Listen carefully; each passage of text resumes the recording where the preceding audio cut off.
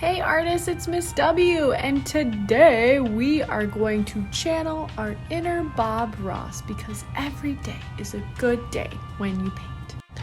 Bob Ross is an artist who is known for saying there are no mistakes, just happy accidents. Today, when painting your version of South Dakota's monument, Mount Rushmore, remember that you decide what goes where, what colors you want to mix, and where you will use your paint and how you will use your paintbrush. And there is no wrong way to do it. This video is going to show you how to make a monochromatic Statue of Liberty, so mostly different shades of one color. Today you will be inspired by Bob Ross's style of landscape painting and his awesome attitude about making mistakes when making your painting of Mount Rushmore. Your painting can be realistic, monochromatic, or rainbow color. Start by choosing a main color you want to have for your Mount Rushmore monument. If you want a multicolor Mount Rushmore, still start with that base color where you can still see the lines of the faces of Mount Rushmore. You can do them all different colors, just make sure you're using plenty of water so that you can still see those lines.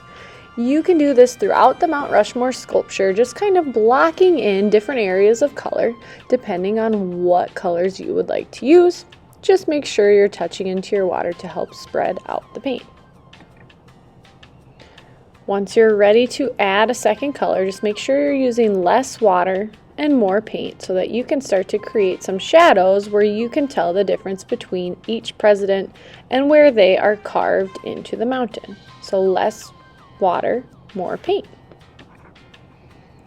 After your first light coat of watercolor paint, if you want to do a technique where your paint is a little bit thicker, you can ask for a tray of wet tempera paints, not dry tempera paints, where you can touch into different colors and put them onto different areas of your presidents of Mount Rushmore.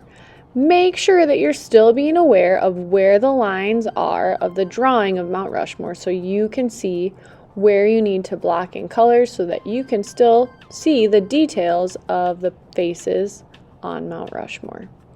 Notice how I'm going different directions with different shades of colors and kind of keeping the paint really thick so that you can see the different colors I am painting with. I still want to be able to see the eyes, nose, and mouth, so change paintbrushes when you need to. You can still see my watercolor base coat and parts of it. I'm just looking for areas that I need to make stand out by using darker shades of color and areas that are highlights that I can use lighter shades of color mixed with white.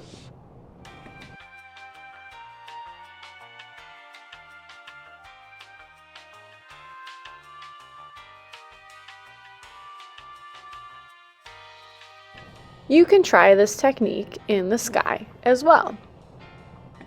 Just remember to let your paintbrush dance across the paper so that the colors don't all mix together and you can see those different shades of color that you are creating as you brush and dance your paintbrush around this beautiful painting.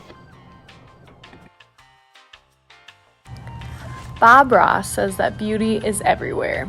You only have to look to see it. We have the beautiful Mount Rushmore in our state of South Dakota, and I'm so excited to see how you paint your own Mount Rushmore. Good luck.